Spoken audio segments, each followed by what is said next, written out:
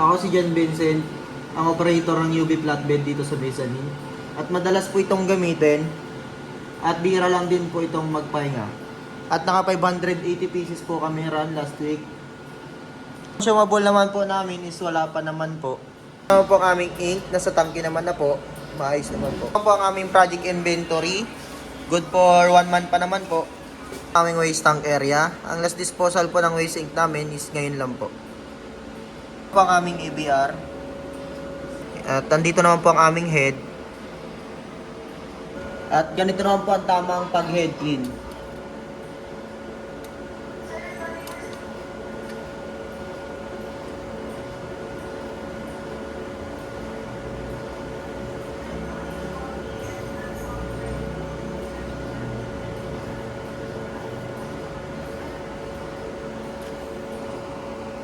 At ganito naman po ang tamang pag-nozzle check.